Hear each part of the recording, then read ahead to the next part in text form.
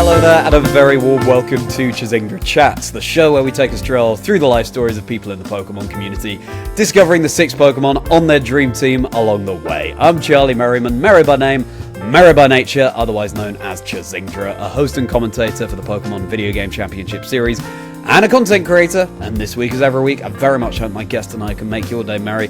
We were just having a laugh there. It's Kelosaurus. Kelly, how are you doing? I am doing very well. Thank you so much for having me here, Charlie. It's wonderful to have you on. Yeah, you were just saying that you are a yapper rather than a chatter, but hey, this is what the show is all about, and it makes my job very easy. I'll just say, go, and you can talk, and then I'll pitch in sometimes. How's that sound? Perfect. We're good. Sometimes when I get on a roll, I get on a roll. Yeah, well, we'll find out. But Kelly, for anyone who's not so familiar with you, can you give it a brief introduction to yourself? Yes, my name is Kelly. Online, I go by Kelosaurus, or Kelo for short. I know there's a bit of an argument. Is it Kilo? Is it Kelo? Honestly, either one rolls. It doesn't really matter. I'll respond to both. So, otherwise, in terms of what I do, I stream mainly on Twitch and everything. So, content creation, all of that jazz. And aside from that, I'm also a caster for Pokémon UNITE. So that's also a big part of me. Very exciting indeed, and I cannot wait to take a deeper dive into it. Did you really get Kilo? I give it. Maybe people don't realize you're called Kelly, and therefore they're not sure if it's Kilo. I don't know. I think it's a lot of Americans. Usually, okay. They go with the Kilo, and I think it's because there's only the one L in Kelosaurus. Schmello. That's a fun one.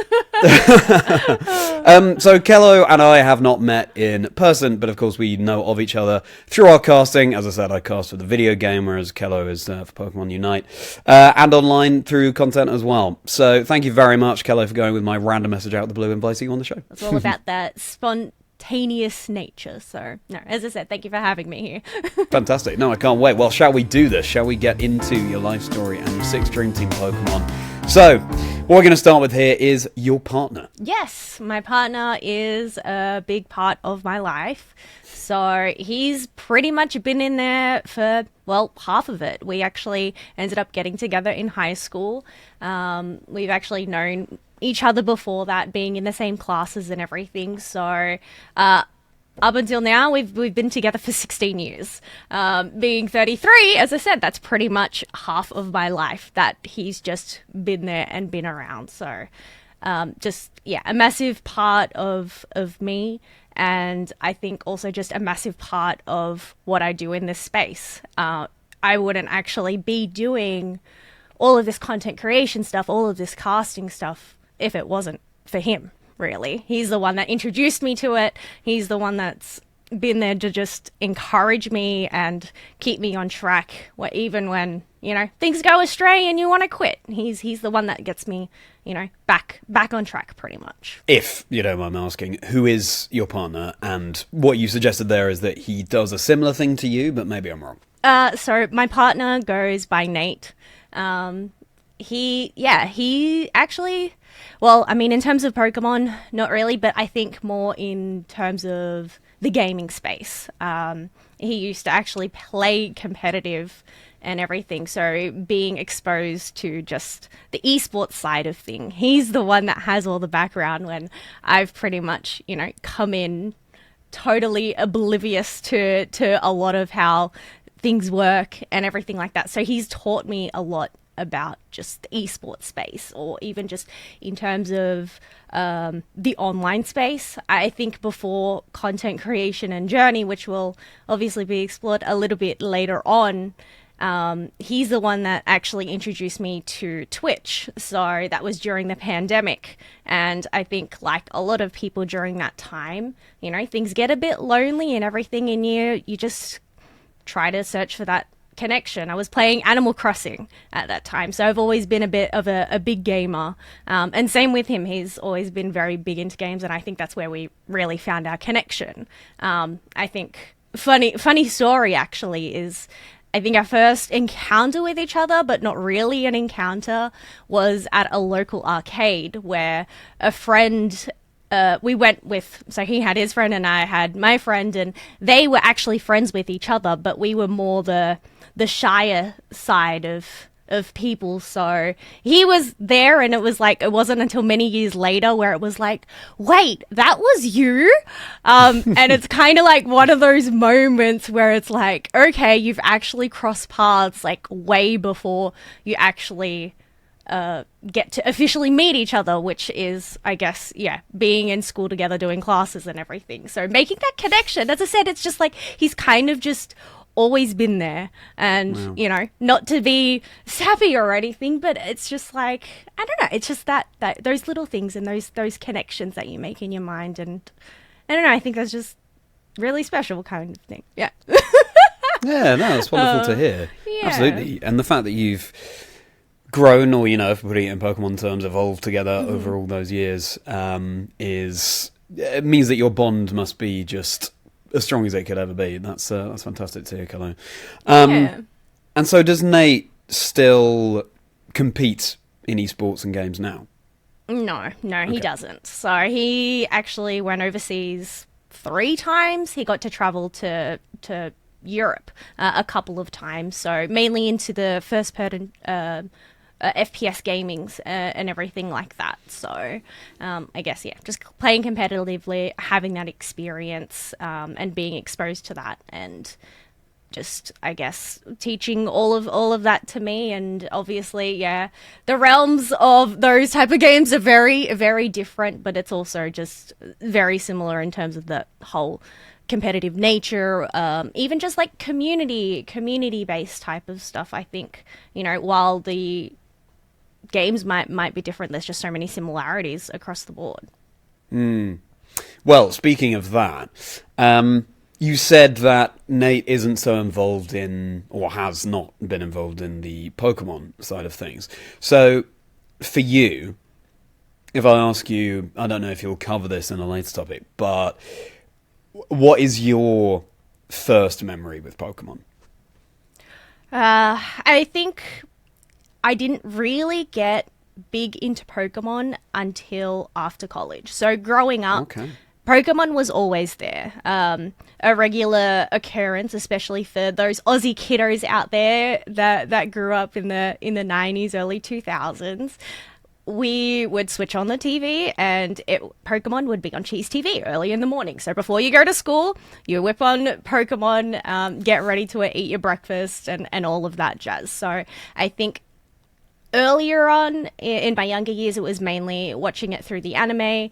I did have a Game Boy growing up, but it was shared. You have to share it with your siblings, right? So we ended up getting our first Game Boy when we got our first computer. They ended up having a deal where you buy a computer, and if you pay an extra $1, you get a Game Boy. And it was actually one of the Pikachu Game Boys, the yellow ones with the blue back. So having to share that with my sister and everything like that, I think, you know, it was obviously very earlier on, so I don't really recall much of it, but a lot of the time it was just watching my sister play games, and I'm the one that has to sit there because you take turns whenever you get knocked out or anything like that. And, well, let's just say she was older, so probably better at games than I was. So Sure, gaming's yeah. always kind of been there for me growing up. My dad was a big gamer and everything like that. But so in terms of Pokemon, it was always there, but it wasn't until I went into college, so 2010, when Black and White came out, and you know, by then you have your own job, you have your own money, you can go buy your own things. So went and bought myself a Nintendo DS, and Black and White was the main Pokemon game, I'd say my first Pokemon game that I experienced. And I think, once again, part of the reason why I ended up getting the Nintendo DS is because, well, my partner, he's like, hey, you know, you like games, why don't you get this console? And from there, it's, you know, just the little sprinklings that he does, you know. Yeah. Wow, okay. I'm looking forward to seeing how your journey with Pokemon continues there. And yeah, perfect way to go full circle there, your partner coming in encouraging you to get the Nintendo DS that paved the way for Pokemon. So now it's time, on that note, to ask you what's going to be the first Pokemon on your dream team. As a reminder, the aim here is not for Kelly to build the most competitively viable team in any way. It's just Pokemon that have been the most special to her over the years, and she can define that in whichever way she wants. She's decided on them in advance. I have no idea what they are. So tell us, Kelly, what's going to be Pokemon number 1? While I know he wouldn't associate himself with this Pokemon or anything, I think it's a good representation of us and just us as a couple. So my Pokemon is going to be Butterfree. Obviously, in the anime, Caterpie was Ash's first Pokemon that he captured, and just the whole story of Butterfree, venturing off into the realm because it fell in love with the other pink Butterfree. So I think Butterfree is also, so I think it was our 6-month anniversary. He actually bought me a butterfly necklace. So butterflies, and I think just where we began was something that was really special. I think I think it was like 1 year or so, we ended up going to a wildlife sanctuary, and they had a butterfly sanctuary in there. So that was kind of just like one of those special moments earlier on in your relationship where, you just discover these things. So Butterfree, I think, is a good representation of him and just us together. That's wonderful. What a heartwarming tale. Did you have a connection to Butterfree before, or was it did it come afterwards where you thought, okay, Butterfly Sanctuary and what happened in the anime when you were deciding on these Pokemon? Or, did you always have a love for Butterfree? I've always had a lot of love for Butterfree. I think, because of that anime, that was one of those first Pokemon from the get-go that Ash had and everything. So obviously getting to see all of those episodes and, I think that episode where they both went their separate ways, I mean, as a kid, that hits you and you get all emotional, and I'm quite sensitive, so it's just something that's kind of always been there. I've always loved butterflies. And Butterfree is kind of just, always been one of those key components, those earlier memories when it comes to Pokemon. Well, it couldn't represent more perfectly this aspect of your life. So Butterfree, welcome to Kelly's Dream Team. And everybody, if you're enjoying this chat with Kelly, please do like and subscribe. It really does go such a long way and far further than it might seem. And we've got far more conversation to have. So Kelly, let's move right along now to Maple. Yes, Maple is my pet bunny. So Maple, I think, like most pets really, they are a big part of your life. And, well, pets are kind of like our real life Pokemon. Yes, they don't do a lot of things that, Pokemon really do, but I think it's that connection that you end up sharing with your pets. That's pretty much just what Pokemon is all about, right? So how long have you had Maple? That is a good question from the top of my head. I'd say about 10 years, actually, going on it's 2025 now. Oh my gosh. We got her in 2015. We got her in 2015, so 10 years. She's still going strong. So I guess the reason why I made Maple one of my topics here today is, she's a big part of my life for the past 10 years, but I mean, aside from, butterflies and everything, bunnies is also just one of those, obsessions that I have in life. So one of my favorite photos of me as a child is actually just being at a park and sitting next to a bunny, so kind of just staring at it. It's just one of those candid pictures that your parents end up taking, and I don't actually remember the moment of seeing this bunny, but I mean, pictures, they're the things that capture our memories. So bunnies, I think that's probably where the obsession began, is seeing this bunny in the park. And growing up, I always wanted a bunny. But unfortunately, here in Australia, they are considered a pest. So getting a bunny is a bit hard. And also, in order to actually care for one as well, you actually have to get it vaccinated to protect it, amongst all of the things that, you know, happen in Australia because they are considered pests. So I was never actually allowed to get a bunny. A good alternative to that, when I was growing up, that my dad ended up agreeing, finally, after lots of pestering, was a guinea pig. So I had 2 guinea pigs growing up. I had 2 budgies, actually. I had a ton of fish. I grew up with mice and everything. So animals has been something that's always been really special to me. Growing up, I actually originally wanted to become a veterinarian. But once I got into high school and realized I had to do all of these sciencey subjects, and let's just say I decided that route is probably too difficult for me, and I'm not going to pursue that one anymore. So while I still love animals, and unfortunately, you know, those child dreams don't end up becoming a reality, animals have still always just been there. I feel like I have kind of that nurturing nature of, you know, you just want to care for something. So Maple is kind of that outlet for me to be able to care and create those connections. And she's, you know, very much a Miss Independent Bun, I would say.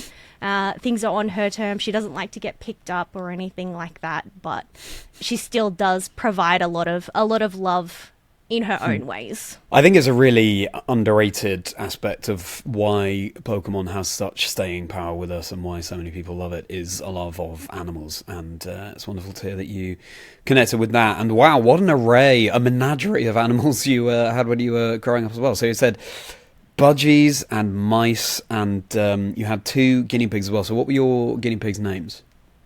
Milo and Fudge. Milo and Fudge. That's a great combination. That also sounds like it could be the name of a confectionery shop. Milo and Fudge. Wonderful. A lot of my pets were named after confectionaries, I think. So I had a mouse called Cookie, one called Milky. So yes, animals and food. Wow, incredible. And so you said that it's quite difficult in Australia to buy a bunny as a pet, and I'd never realised that they're considered pests over there, which is sad.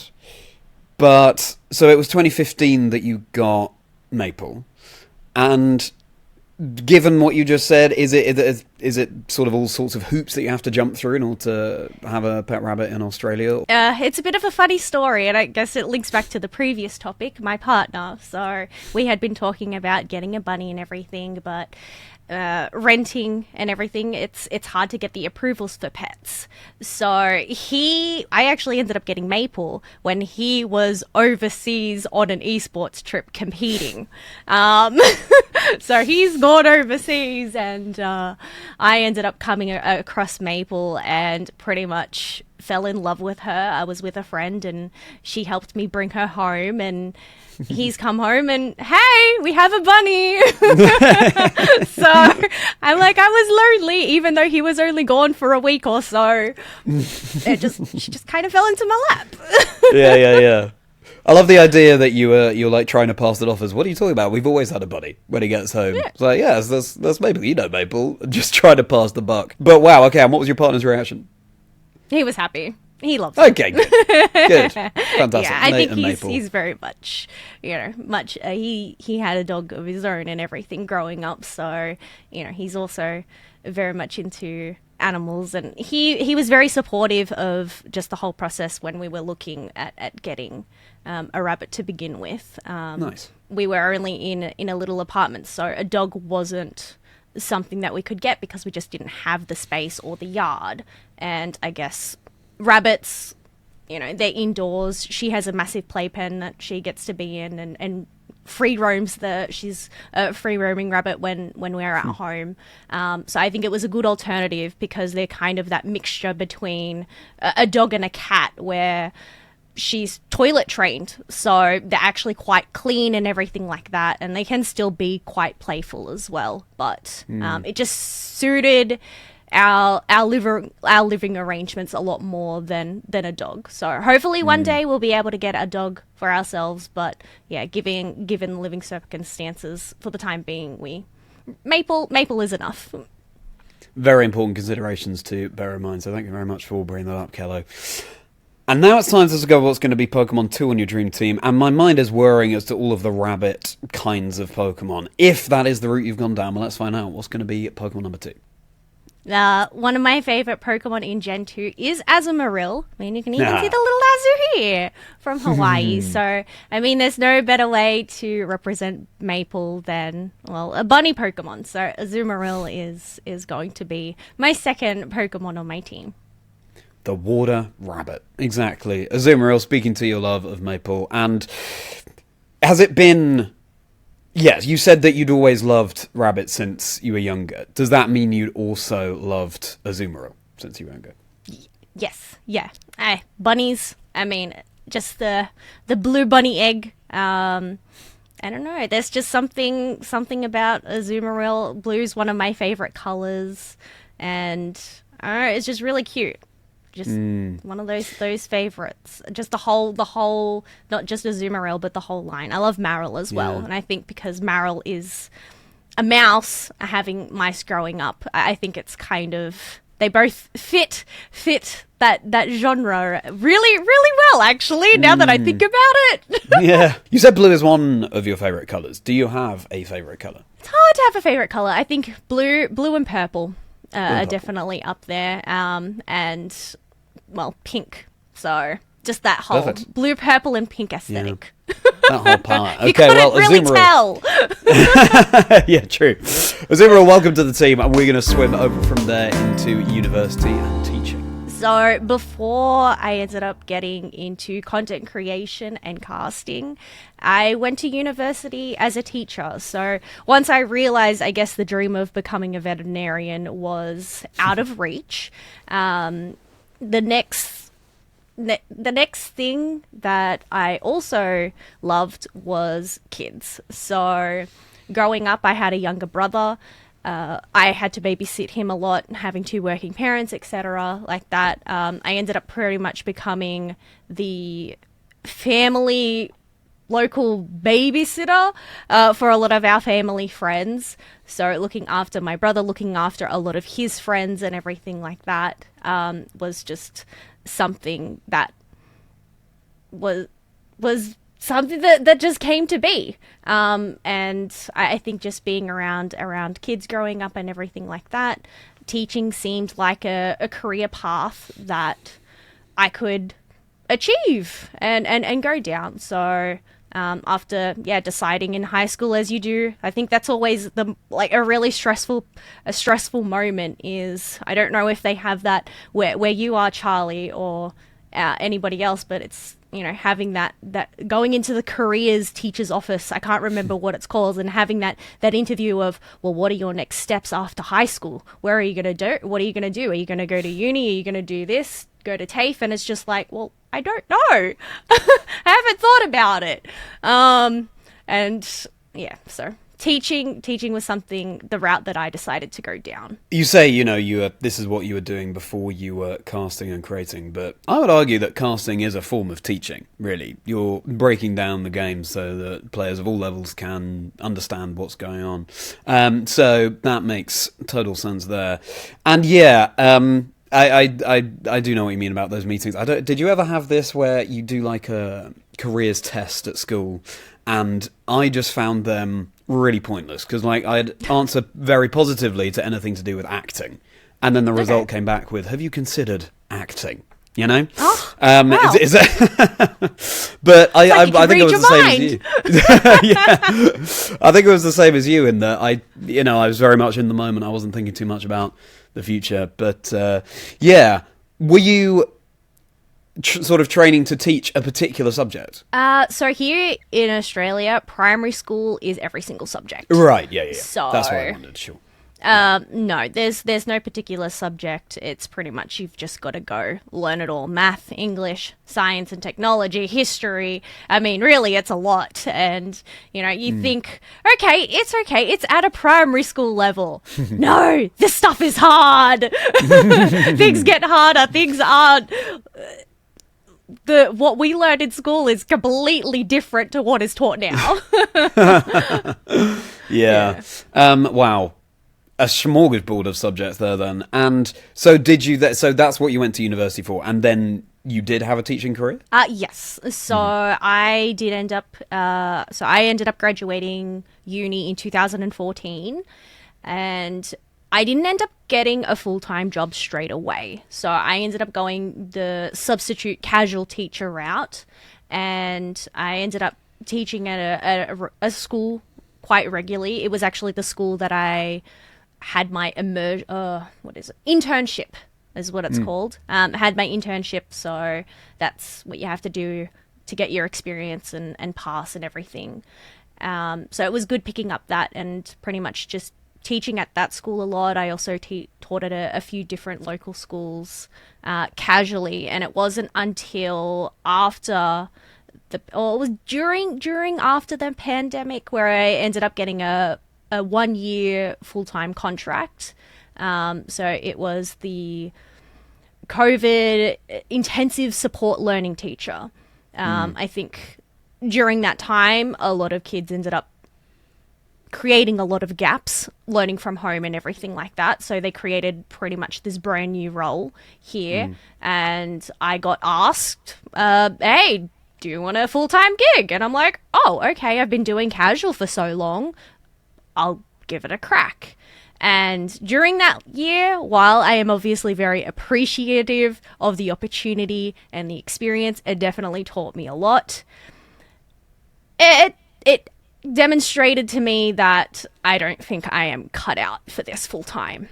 And it's hard going through that process of you work so hard, I did 5 years of uni. I ended up having to do 1 year of college beforehand because I think the ATAR system is like the point system that you get here after high school. I was like 3 marks off actually qualifying to enroll into a teaching degree. So I ended up having to do something called foundation studies, which was pretty much just another year of high school, really. Just teaching basic things like referencing. I'm glad that I ended up getting to do that course, actually, because referencing, I don't know. Did you end up going to uni yourself, Charlie? I did, yeah. They're very much strict on that, so pretty much, spending a bunch of time actually learning that, even just basic essay writing and everything like that. And you think you know that stuff, but it's completely different to high school. There's a lot of different rules. So I think it was more just creating those foundations and everything, scrubbing up on knowledge. I'm not, I don't want to underestimate myself. I wouldn't say that I'm dumb or anything, but I did struggle a lot in school. So I think, it was kind of disappointing in that moment to realize, okay, this is what I want to do. And it created a lot of doubts in your mind because you didn't end up getting the mark that you needed to actually go and do the thing that you do. And it's kind of, what do I do now? Do I give up? Do I find any other avenues? And one of the other avenues to get to do what I wanted to do was to do this 1-year course. So yeah, after the 5 years of doing all of that, I can't even remember where I was talking. This is what I mean, Charlie. I'm a yapper, and then I just go on tangents. Can you please remind me? Well, no, I think you covered that really well. We were talking about the fact that you went to university for teaching, and then you had a teaching career. Yeah. Okay, and so you were doing part-time, and then you had this 1 year full contract, and that was a bit of a wake-up call. I think that's actually probably a good transition into the next topic, actually. All right, great. Well, we'll put a pause on that, because first it's time to discover what's going to be the third Pokemon on your team. Who's going to be joining Butterfree and Azumarill? So another one of my favorite Pokemon is Amura. So I guess being Kelosaurus, a dinosaur, of course, I had to put this one in. And I was thinking, okay, how will Amura actually fit into just learning, teaching, university? I think one of the biggest things in the Pokemon space is, well, you know, being a little bit older and everything like that. It's, you know, the joke of, oh, you're a fossil. So I thought Amura's probably a good one. Like, I've, you know, obviously learnt and taught and everything, but I think the thing is, no matter how old you are, no matter how much of a fossil you can be, a dinosaur, regardless of, you know, how much you go through, you are a lifelong learner. That was one of the biggest things when learning about teaching, was to develop lifelong learners. So that's why I've decided to put Amura in there. Is, well, no matter how old you end up getting, you are going to forever be learning things. You can never learn it all. And I think that's why I ended up falling in love with the esports side of things, and just, you know, content creation and everything like that. Is there's just so much learning to be done, and it's no matter how long you do it for, you know, you could be doing this for 20 years, you're still just going to be learning things. And, you know, metas change, new Pokemon come on out, and it's just like this constant influx of new information. And I think that's one of the biggest things of, well, why I wanted to become a teacher, is just I love learning new things, and I love being able to pass on the knowledge that I learn onto other people. So Amura fits in there and ties in nicely, I think. And as you say, I mean, it keeps the job so fresh and exciting, and that's what keeps us all coming back to creating the content or doing the casting. That's wonderful. And I think Amura as well is, you know, it is a fossil Pokemon, but it's also so youthful. It looks like a baby. It looks like it's got so much potential as well, because it's yet to evolve. And so I think it's a really good way of marrying those two things of being old, but also having the future to look forward to. I think it also ties into teaching because, of course, in the games, some kind of professor, very learned person is going to be reviving that fossil for you. So I love that tie-in. And, yeah, obviously it ties in with Kelosaurus as well. So was that just sort of a nickname that you had growing up? Have you always loved dinosaurs? It was a nickname that my dad actually came up with. So, yeah, I guess, like animals, I've always had an interest in dinosaurs, not really into the full sciencey type of thing, but I think I'm trying to The Land Before Time. Did you ever do you know? Yeah, watching that movie and TV show. That was one of my favorites growing up. So that had dinosaurs and everything in that, and it was pretty much Kelosaurus was a nickname, well, one of the nicknames that my dad used to call me. I ended up actually having it on the back of my Year 12 jersey as well. So it's been a nickname that's stuck with me for a very long time. That's wonderful. And the fact that it's now the name of your online persona, so to speak, it just shows it's full of so much heart. You said it's one of the nicknames your dad had for you. You can even give us a little teaser as to some of the others. You don't have to. Kelligator as well. Ooh, I like that. Kelosaurus, Kelligator. So kind of like they're very similar in that sense of that reptile type of thing. Actually, in terms of, you know, reptiles and everything, something that I used to do as a child was I love to catch lizards. I don't know. So they're kind of like mini dinosaurs, right? Yeah, absolutely. I think, you know, if I had been living in Australia rather than the UK, maybe I'd have done that as well. But the idea of catching lizards as a youngster to someone from the UK is very, very alien. But wonderful. Okay, Kelosaurus, Kelligator. We will scuttle over from there now into discovering streaming and content creation. Yes. So streaming content creation, I guess we're getting more into, you know, the closer end of my time bracket here. So while I started off with teaching and everything like that, streaming was something that I discovered during the pandemic. It wasn't, I discovered Twitch and originally started off as a viewer, going into different communities and trying to make friends and everything like that. Streaming was something that I came by accidentally, I would say. I actually started, fun fact, my first stream was a horror game. I very much enjoy playing horror games and that side of things. It was a multiplayer game, and the people that I were playing with at the time, we wanted a way of going back and watching those funny moments that you have when playing these games. And well, what better way to capture those moments than streaming?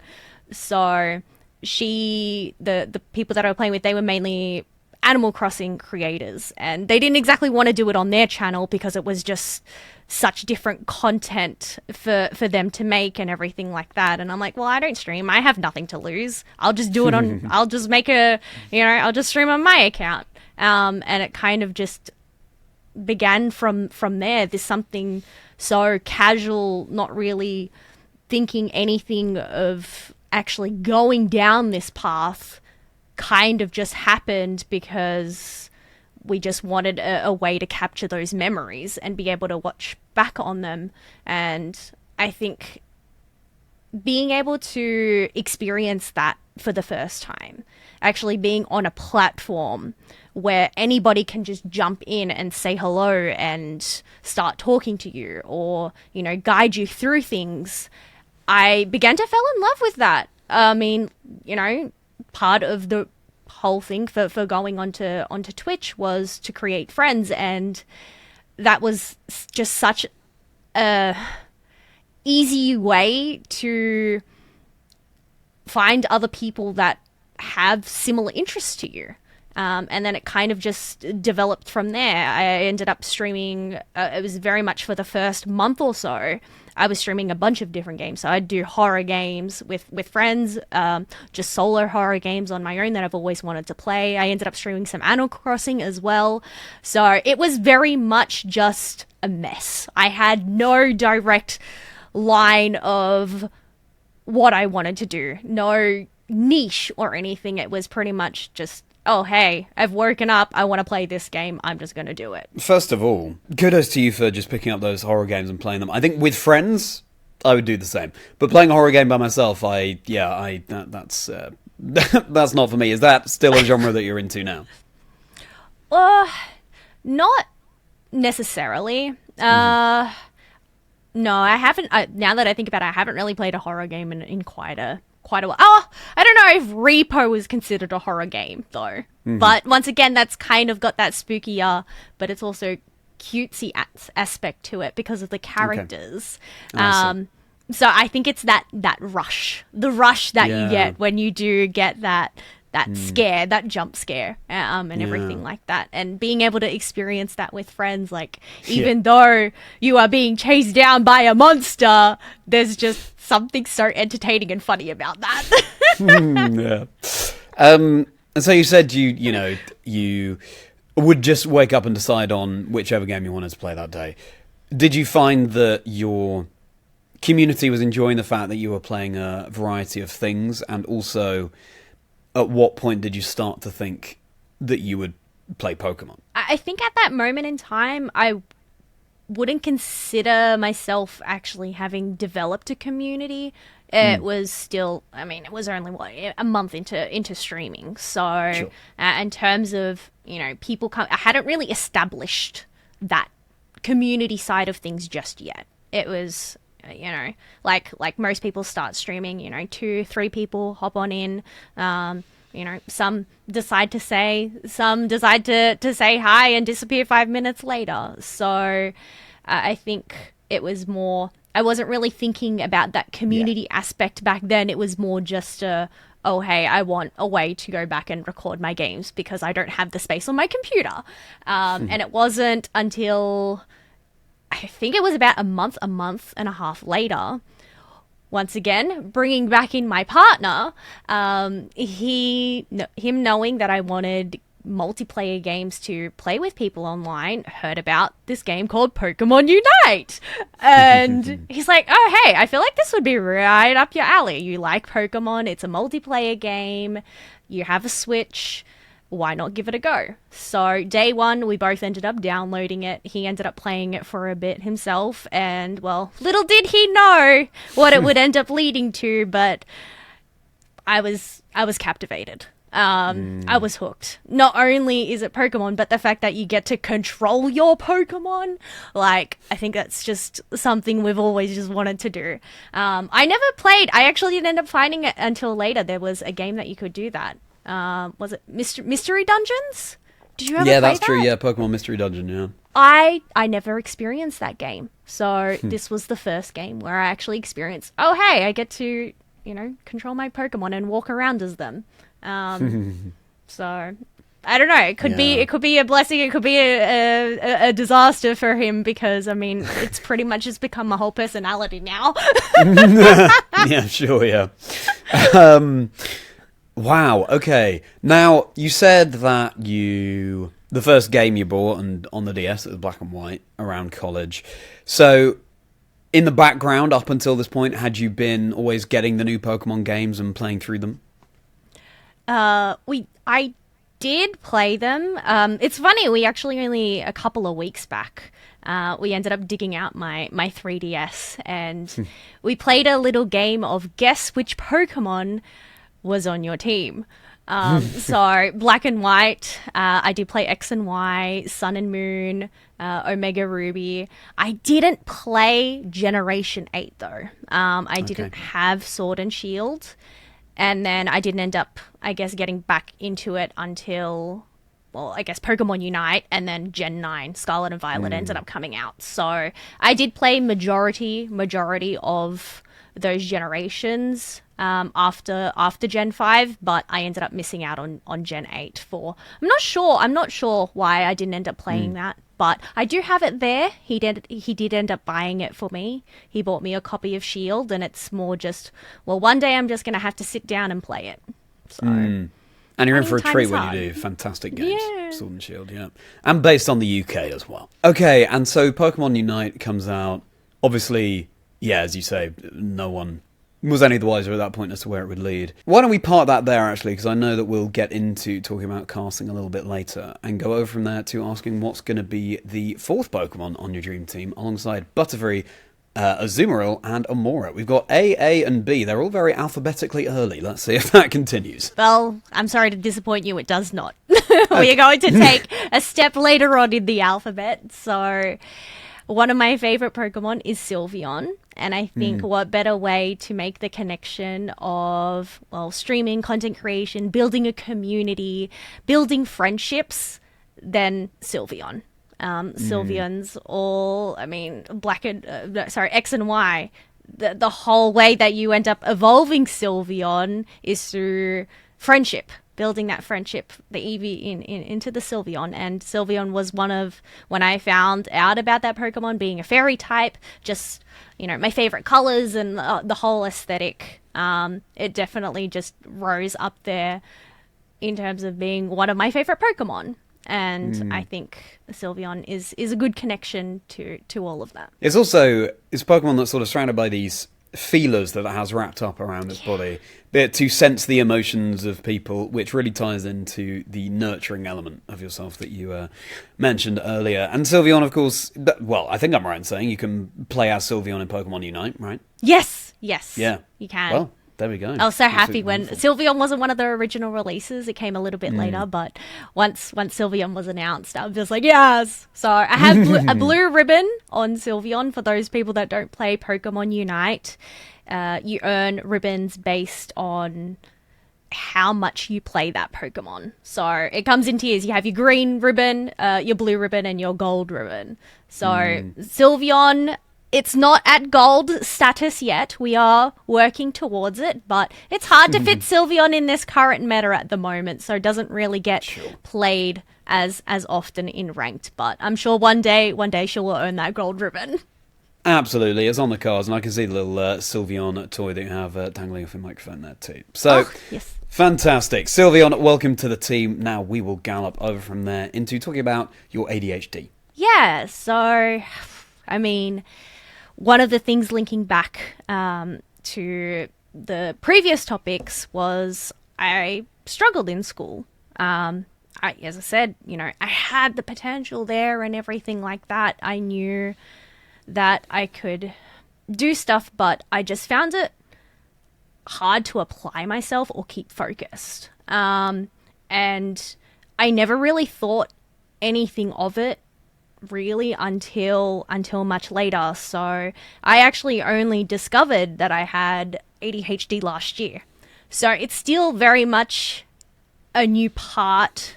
I mean, it's obviously been there, but it's kind of this new part of me that I've been learning to kind of understand, and a journey of acceptance, I think, is kind of the direction where I've been at lately.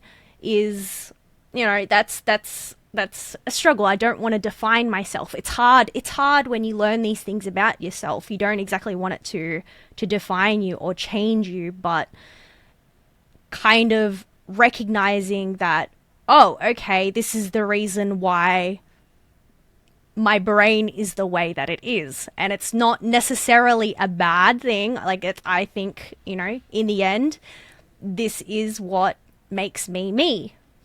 And, growing up, I've always felt a little bit, how do I say, like, different. I've always kind of struggled with a sense of fully feeling like I belong.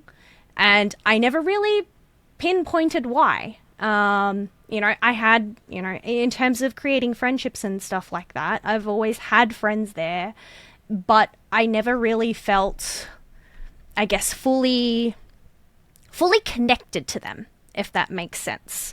I always felt like just a little bit different, or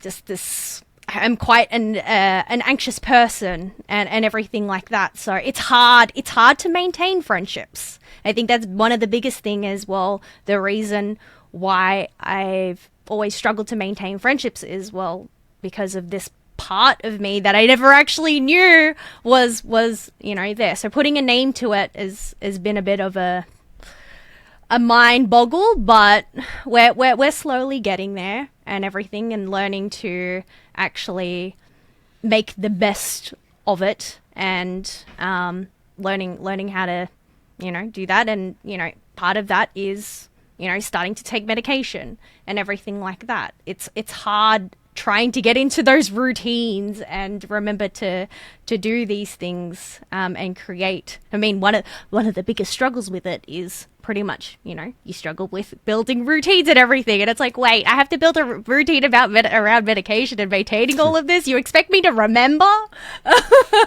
So my partner's really good at keeping me on the ball and in terms of reminding me to actually do these things and everything. So one of the biggest things is, while I've learnt this about myself, is while I've always kind of felt different and alone, something that streaming and this whole space has brought me is recognizing that I'm not actually alone. One of my greatest friends that I've met in this space also has ADHD, and she didn't end up finding out until later as well. And I think it's being able to create those connections with people, and it's even if you live on the opposite sides of the world and had these different experiences and everything, it's being able to find people to create those connections with that I struggled to actually discover in my real life. So that's kind of just been one of those big things as of late, and I think is, still really special because, well, in the end, that's what makes me me. And it's still brought me all of these things. So yeah, I'm sorry to hear that you've had those struggles with feeling like you never had quite fit in. I think, discovering that about yourself later on in life, I can't imagine yet. Well, I don't know. It must sort of simultaneously provide answers to questions that had always been in your head, but also raise so many more. And getting used to that. But I mean, so what? That was a year ago. It sounds like it's going to be an ever evolving journey. But I'm glad to hear that that process is underway now, I guess. Yeah, I think that's the thing. It's always taking those first steps. I mean, in terms of, I think that's the thing. A little bit of vulnerability here, but in terms of my mental health and everything, like, it hasn't exactly. It's something that I've always struggled with. As I said, like, just, I think trying to think of the right words and everything to kind of describe it, in a way is, in the end, life isn't always sunshines and butterflies. There's obviously those difficult parts of your lives that I think a lot of people, I mean, I myself tend to struggle and just hide, because not everybody wants to hear those things.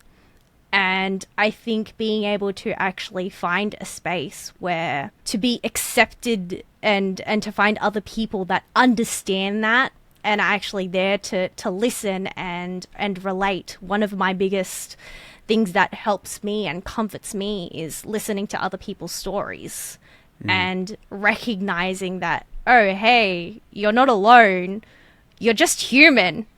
So I think going through this whole journey of pretty much the past couple of years of just literally discovering myself. I mean, it's kind of hard to think about it. Like, I'm over 30 years old. So, there's been a lot of backwards and forths in my mind of, okay, I'm 30 years old. I should be married. I should have a house. I should have kids. All of these expectations, right? But not being able to actually meet them. Not growing up and not really actually knowing me. I think these past couple of years and everything that's kind of led into, where I am now, have kind of started to put the pieces together. And it's kind of recognizing and not beating myself up in terms of, oh, hey, you may have not actually ticked all of these things off on your list, and that's completely okay. Like, everybody's journey is different. There's no actual time frame for you to achieve these things. There's no, there's no two stories that are the same. Everybody's just on their own different paths, and I think just learning to accept that and really embrace that has been a massive learning path. Yeah, absolutely. As someone with a medical condition myself, which I have known about since birth, I think what you said before about learning not to define yourself by it is the most important thing. It's just one element of each of us.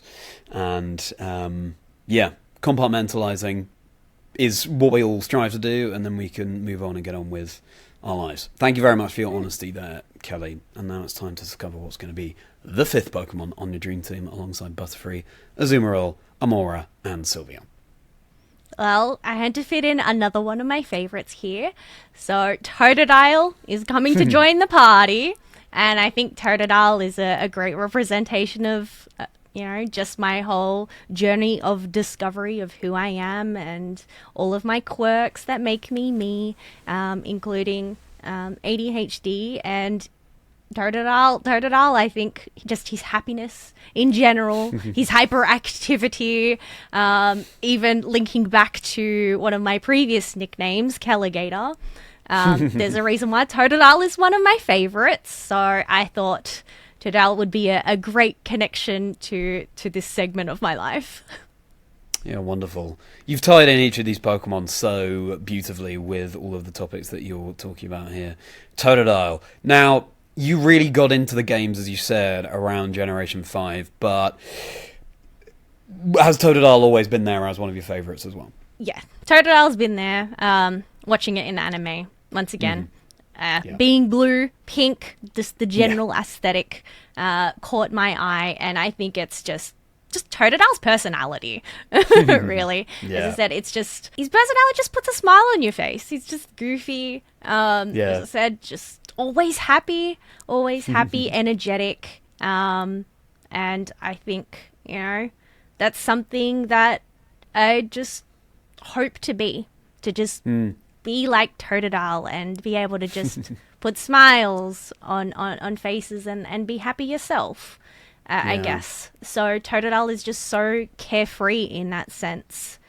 And, they're, in the end, I feel like, going and when asking, what Pokemon are you going to put in your team and everything, I wanted to choose Pokemon that are my favorites, but also really special. And it's not really where you actually think about, oh, hey, there's actually a reason why these Pokemon are your favorite. Yeah. And making these connections has just been kind of wild, actually. Yeah. Yeah.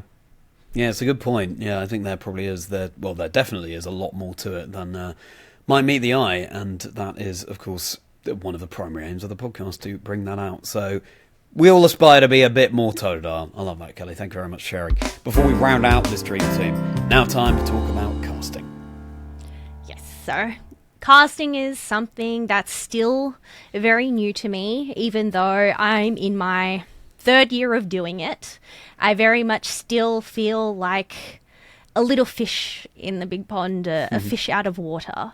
A little hint to the Pokemon on my dream team for this aspect of my life.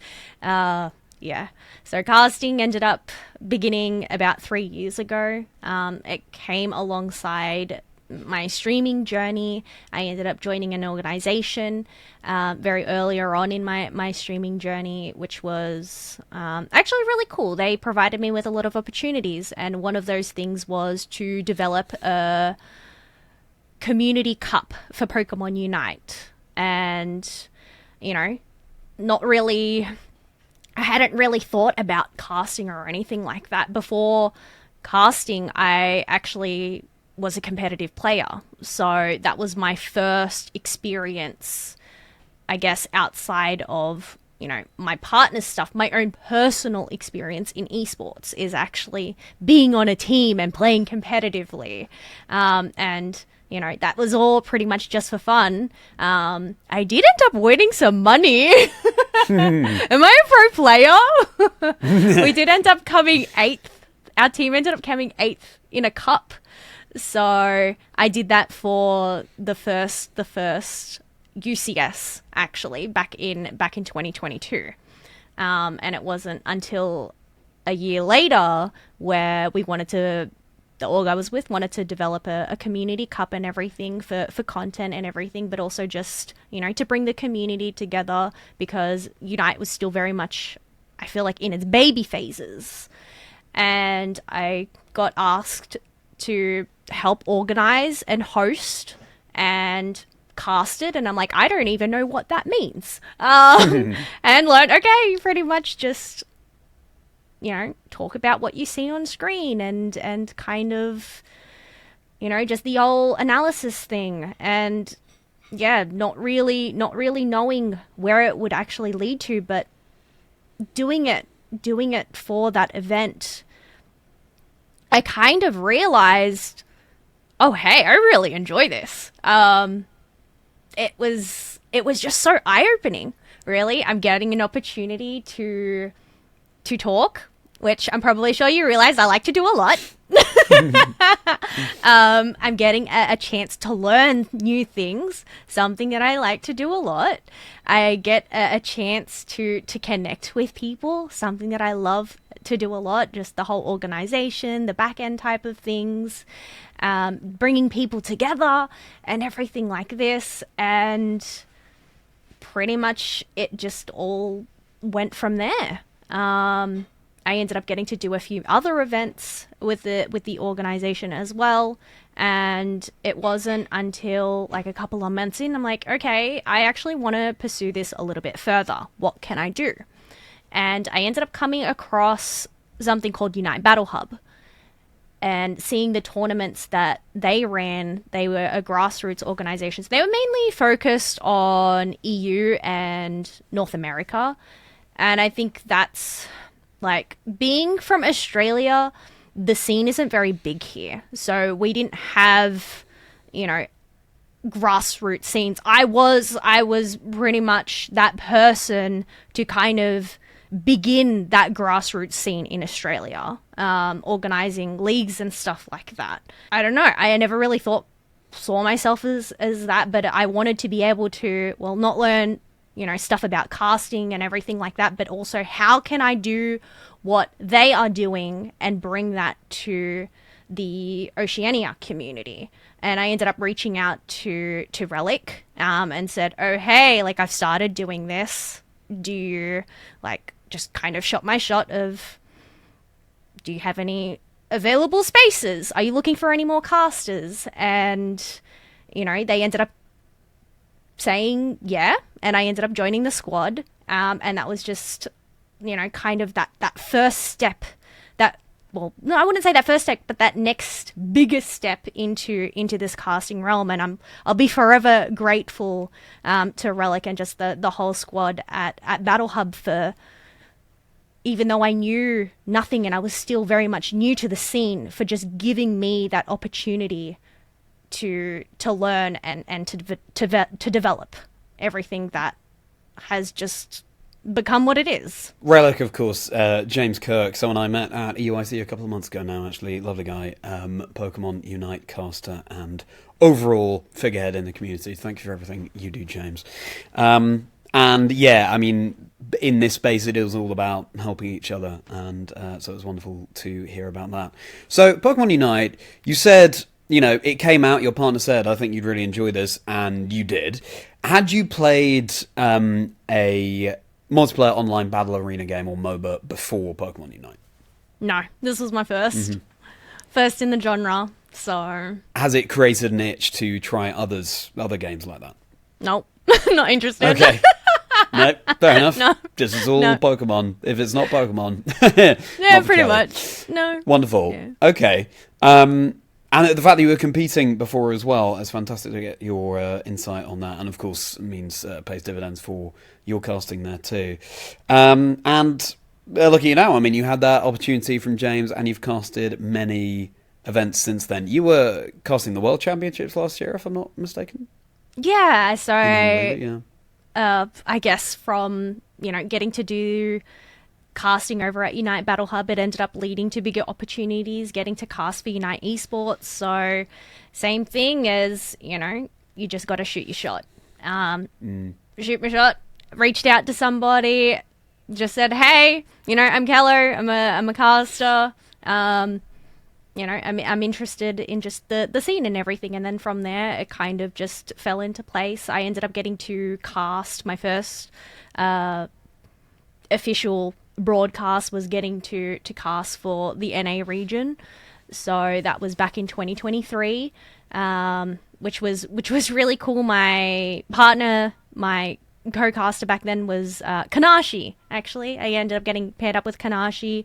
From there, I ended up getting asked back a couple of months later, getting to do EU, and that was with Chris Heroes. So that was a really cool experience and everything like that, I guess, in terms of, you know, that was something that he also was looking at pursuing himself, being a content creator in the space and looking into getting into casting and everything like that. So that's something that I'll always get to remember there. And then from there, I ended up getting to do the regional finals for Oceania. So I think being able to represent my own region was really special.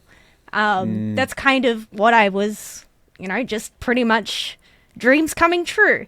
You know, it's you get asked your first time, but I think it's just that feeling that you get when you get asked back, and it's like, okay, I'm doing something right, clearly. I'm actually, you know, doing well at this. And from there, I ended up getting asked to cast at Worlds in 2023 Japan. And Japan's always been on my bucket list. in a destination that I've always wanted to travel, just the culture and everything. I mean, being the birthplace of Pokemon. So I think getting the opportunity as my first, I guess, as an adult, I did travel overseas as a child to the Philippines, because that's where my mum is from, but I don't really remember that. But as an adult, that was my first international trip. So that was really cool to get to travel overseas, get to cast, just get to experience that whole, just, I don't know, it's kind of surreal that it happened. And I, even though it's been 2 years later, I still can't believe that it actually happened. And yeah, from there, pretty much just ended up just being event after event, getting to cast for 2024, getting to go to Hawaii and experience another in-person Pokemon event. I guess, unfortunately for Australia, the only in-person events we have here is at the regionals. They don't have Unite there, so they feature, what is it, VGC, TCG, and Go. Game, trading card So game, Go, yeah. I've never actually experienced a Pokemon in-person event here in Australia. They unfortunately canned OCIC, I think back in 2022, 2023. So I never ended up getting to experience that. And even then, they don't end up having Unite at those events either. So I guess that's an unfortunate side. But I think it's being able to actually experience these in-person events, since I don't have the opportunities here, it's just something else. It's just crazy thinking about it all. There's something really special, I think, just being in one place where everybody is there for I wouldn't say the one thing, but the core thing. The thing at the top of the umbrella, which is obviously Pokemon, and everything that falls underneath that. Just the atmosphere, the energy, just knowing that, as a kid, you're not weird for liking Pokemon or liking games or anything like that, and to discover other people that may have had similar experiences growing up themselves, but kind of, the fact that it's people of all different ages there. People my own age, people that are older than me, but then you also have those fresh little kiddos coming on in and getting to experience the same joys that we had, getting to experience, games and all of this, and getting to explore something that they love and embracing that. That's something that I struggled with earlier on, is actually learning to embrace the things that you love, and kind of, I'm only going to like this thing because I want to fit in, kind of thing, and trying to fit into those molds. And I think those in-person events, they kind of just encapsulate all of this essence that there's just so many ways to describe it. And as I said, Pokemon, that's at the top of the umbrella. That is the pinnacle there. Such heartfelt words, and it is just mind-blowing how Pokemon has, to use that term again, evolved since, that initial Pokemania in the late 90s to where we are now, and the fact that we have these, thousands and thousands of people attending these events, and you know that you're going to have at least one thing in common with every single person there. You can immediately cut past the small talk, start talking about the things you're passionate about. Wow. Okay, well, Kelly, thank you very much for that insight, and now it's time to round out this dream team. So who's going to be Pokemon number 6? So, at the beginning of this segment, I said it very much felt like a fish out of water. So, my Pokemon, I'm going to say, is Gyarados. Okay. At first, I did have it down as Magikarp. I wondered, But I thought, you know what? I've got to give myself a little bit more credit. I think I have evolved. I have definitely, earned my place. I feel like I've earned my place in this spot, and I have grown as a person. I have grown in this space. I have evolved, and, at first I felt, how do you say, helpless, like a Magikarp, I guess, is something I would say.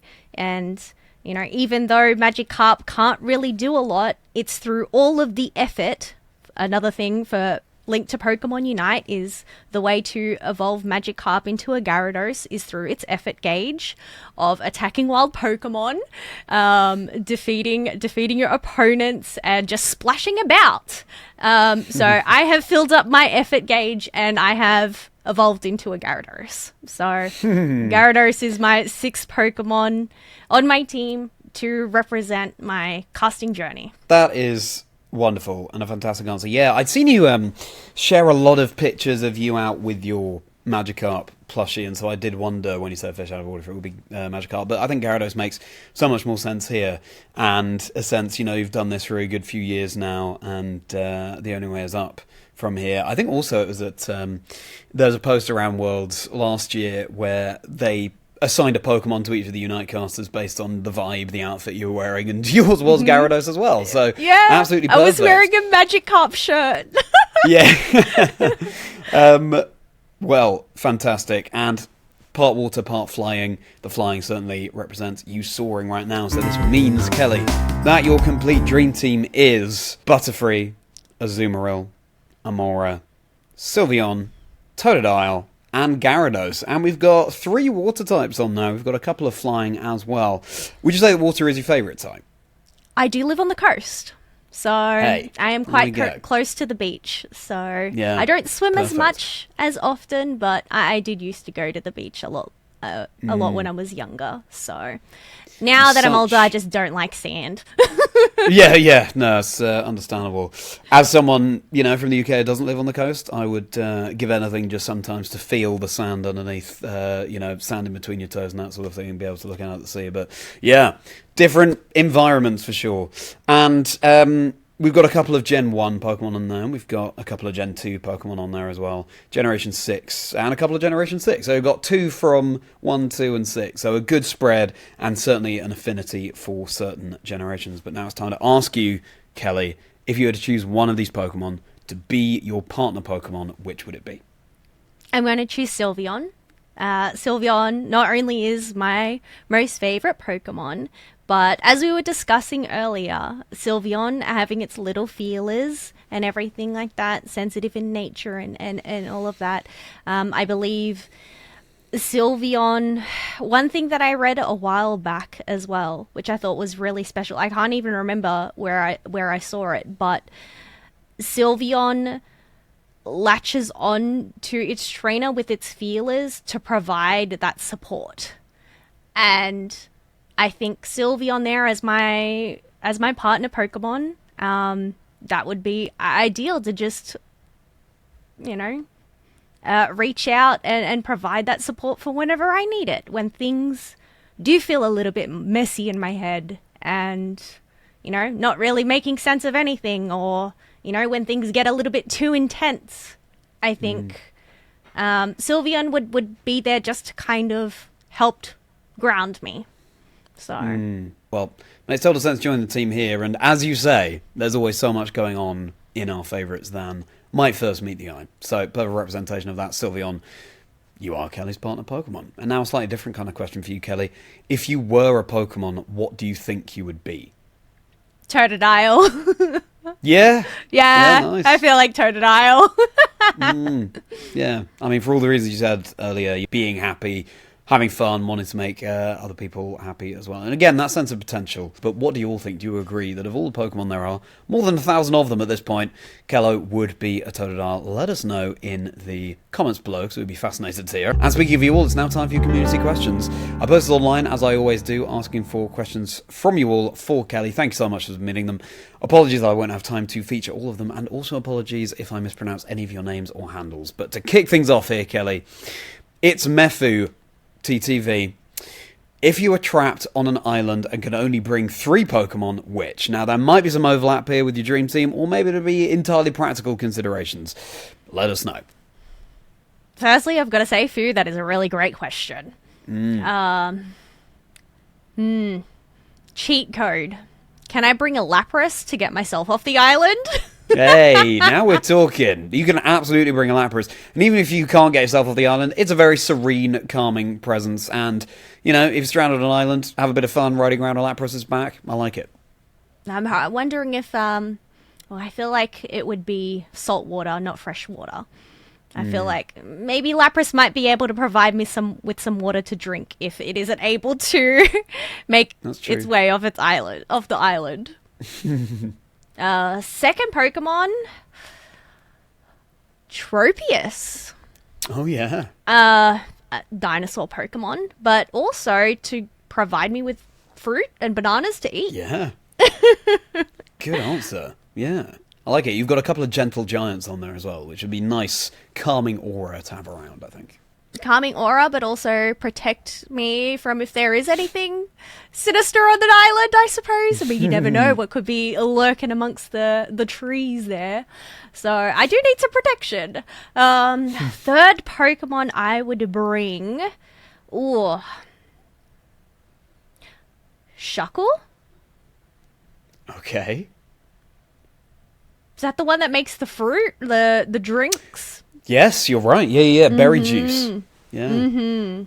So hopefully there is some berries on there. I guess I'm going on to a fruit diet then. yeah. But I mean, if Tropius can be there providing the fruit for you as well, for then Chuckle to make the juice, that's a really, really good selection of Pokemon. It's also 3 primary colours. You've got blue Lapras, or actually, I guess green isn't a primary colour, but it's one of the main colours, I guess, for Tropius, and then red Chuckle. And again, I love how 2 of them are massive, and then Chuckle couldn't really be any smaller. I think that's kind of your buddy. That could be your partner Pokemon as you're riding around the island. But fantastic answers. Okay, Lapras, Tropius, and Chuckle. Brilliant. Well, thank you for that question. Now, question from Courtesy Kiwi. What were the first thoughts running through your head as you casted on the big stage for the first time? No thoughts, head empty. Yeah. Much. I do remember... Oh, okay. So first thoughts being on that big stage. Funnily enough...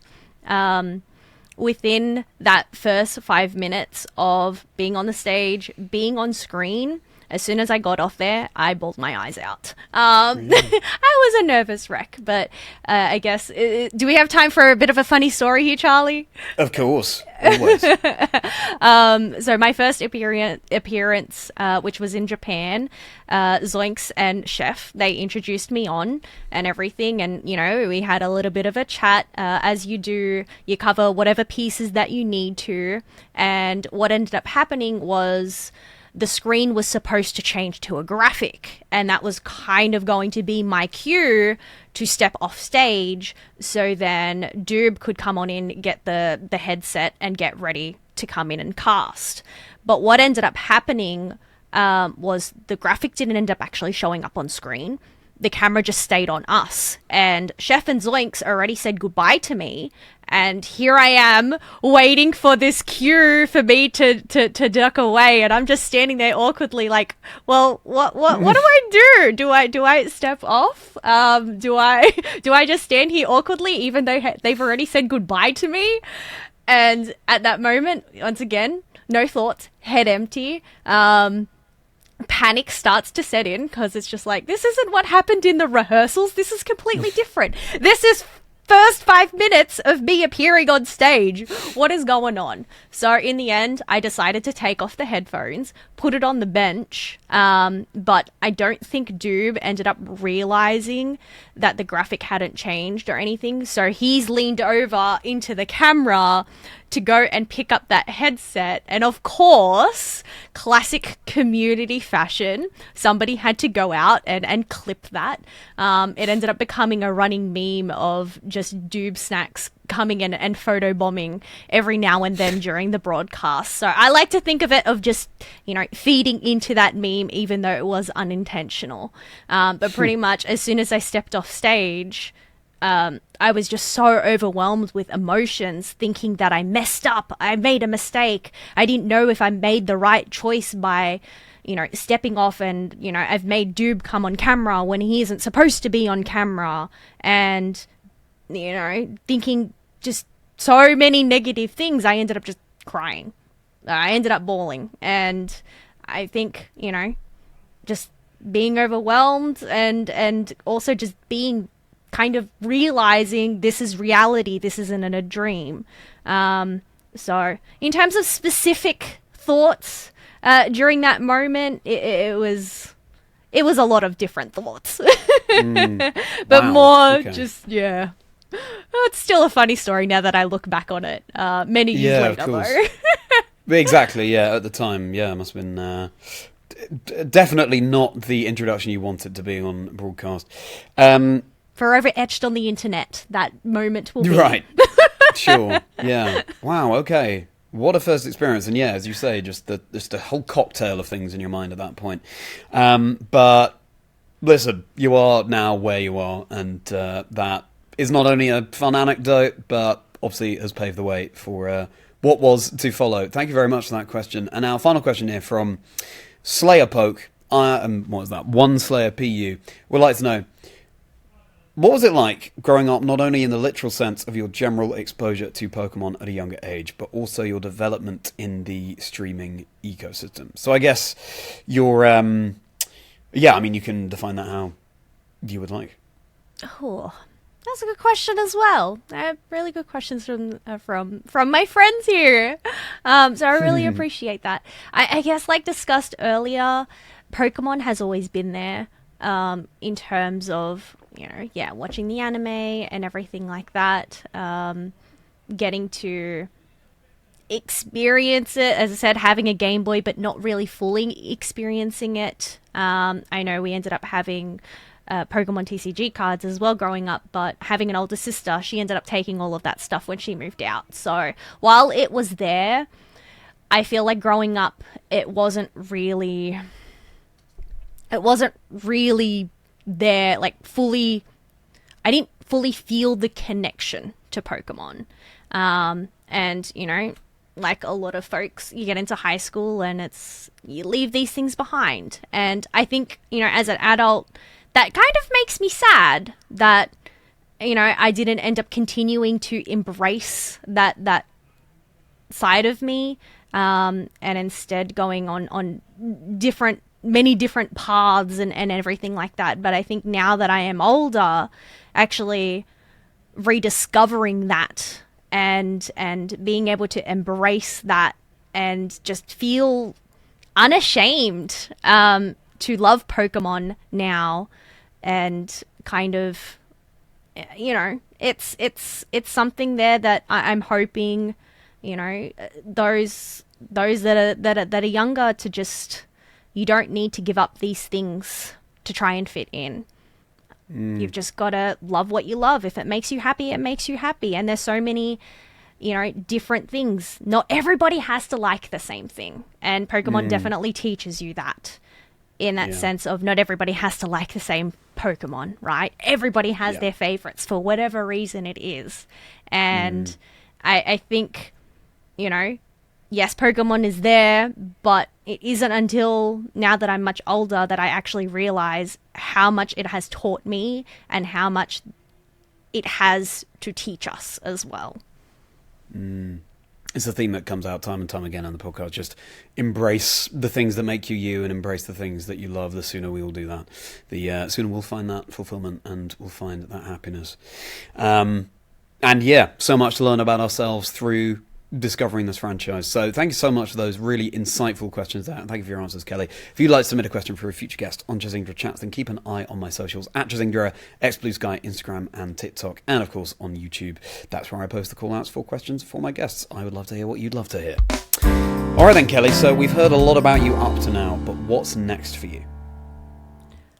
Who knows, really? Who knows? Could be anything, everything. You have the ideas in your head and sometimes they don't end up panning out well, but, well, one thing is for sure is next event will be at NAIC, so, getting to cast that, and I'm hoping after that many, many more events and just opportunities to meet people. So more casting, more streaming, more just going along with the journey and seeing where it takes us. Can't really say what it is, but hey, just go with the flow.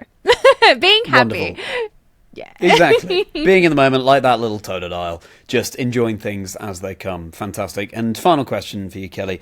Looking back from now, as a Pokemon UNITE caster and a content creator, all the way back to the younger Kelly who had that Pikachu edition Game Boy had to share with your siblings, what advice would you give to that younger you? Oh, I mean, I feel like I've already sort of covered that in those previous questions, but I think just everything's going to be okay. I think no matter what life throws at you, it'll all end up working out for the best. And you will end up finding those friends. Sorry, I'm getting a little bit emotional. I think it's just reassurance. If I can't provide any words, maybe just providing that reassurance that, you know, all of these things happen for a reason, and in the end, all of these experiences are what make you you, and that's okay. Just embrace it all. The good, the bad, just really, it's a bit cheesy here, but life is a roller coaster. So it's not always going to be good. It's not always going to be bad. Just go with the flow. And I think, you know, as an adult now, if I could just teach myself to just not worry about that so much, of all the planning and everything, and just, as you said, learning to embrace the moments.